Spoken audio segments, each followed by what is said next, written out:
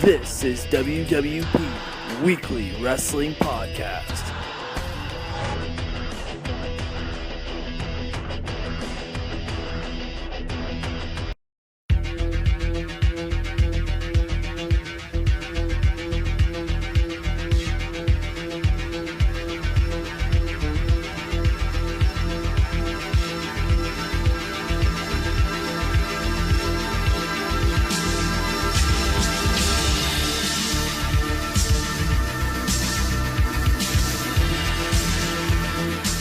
Welcome back here to the Elite Podcast Network. I am Matthew Gray, and I'm being joined by Wrestling Head's own Tom, and we have a special guest on the line.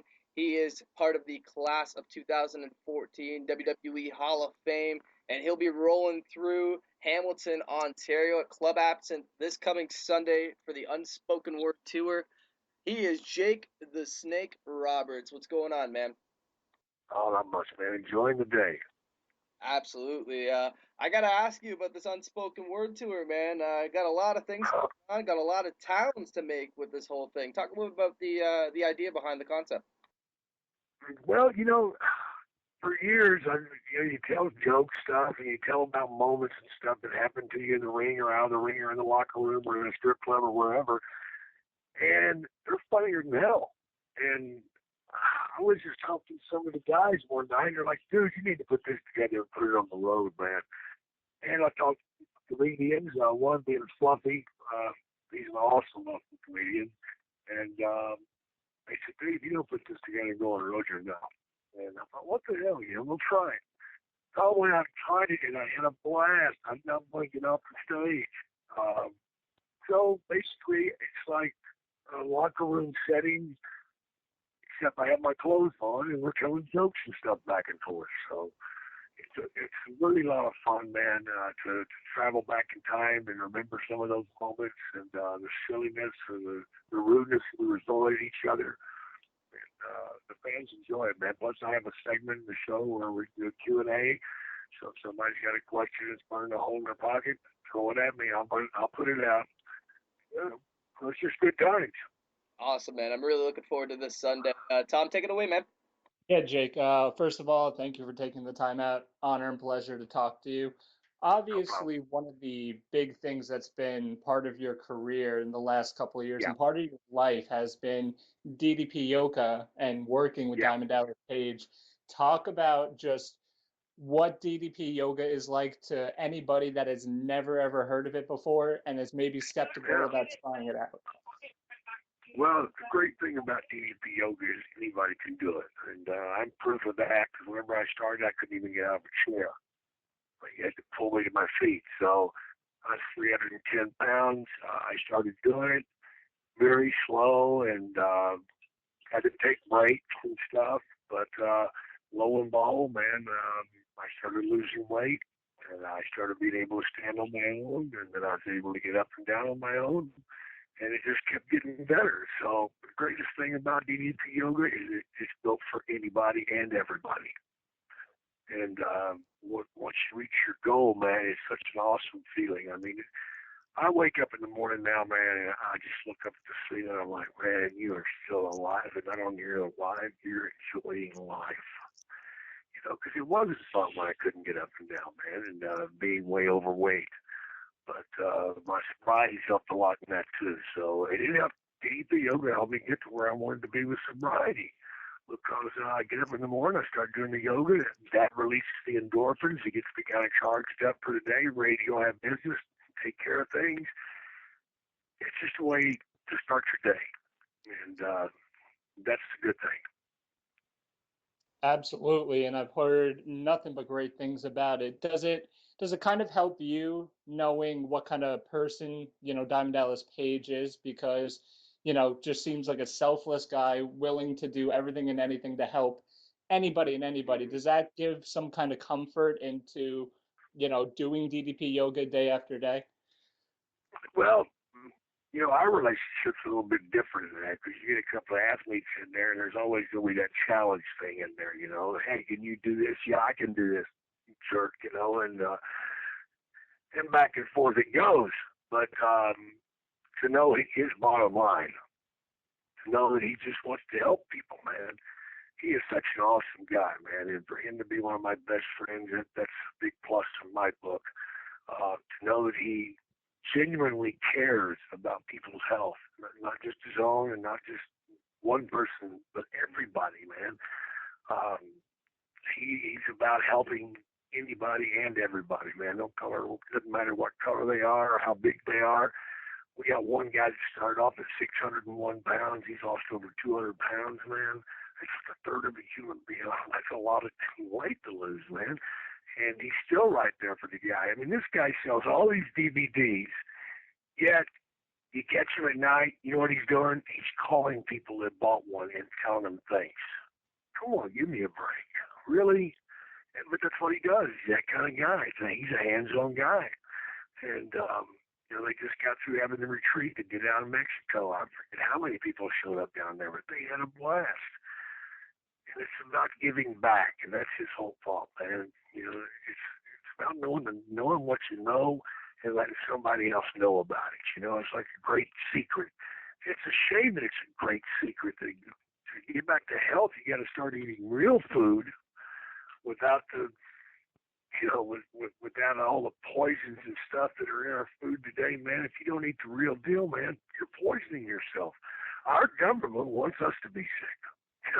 It does not want us healthy, or it wouldn't feed us this crap. The gluten thing is it's unbelievable how bad that stuff is for you. I've got real bad arthritis, man, but once I got on the diet, if you want to call it that, I really can't call it a diet because my breakfast is 6 eggs and a waffle. It doesn't sound like a diet, but it's made with the right stuff. There's no gluten in it. The syrup has no gluten in it. I take care of that. But all of a sudden, I didn't have as much problems opening up my hands, man. At first, I couldn't hardly open my hands at all, man, because the poisons and stuff that we bring into our body with gluten and with dairy products. Dairy products, man, got a whole lot of inflammation in them, brother. So you got to back off of that.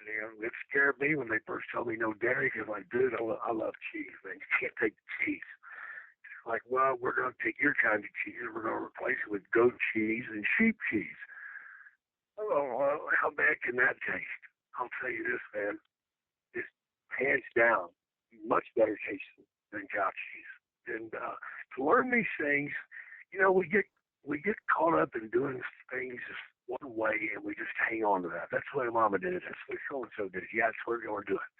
You got to open up new doors, man, and learn the right way to do things, man. And I'm telling you, if you'll just do it, just get off the gluten, get off the dairy, man. I guarantee you're going to lose 10, 15 pounds the first month. They'd still eat like a horse. Look at that, getting some tips here from Jake the Snake Roberts right here at the Elite Podcast Network. I got to ask you about something that's been big in the news lately, the Hulk Hogan situation. What's your on the whole fiasco? I never seen that side of Hulk Hogan. It crushed me to hear it. All I can tell him is, dude, the 12-step program that alcoholics do works for everything. And the first thing you got to do is you got to stand up and clear the air and admit to what you've done, and then start working on fixing it. And I believe he's that kind of man. I just don't get him being racist, man, because I've been around him quite a bit, and I never heard this stuff.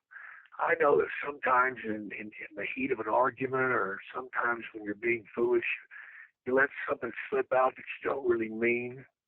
But and I don't really read a lot of this crap because I think that's what a lot of it is crap. So maybe he did, maybe he didn't. I don't care. Let's just straighten it out, Hulkster.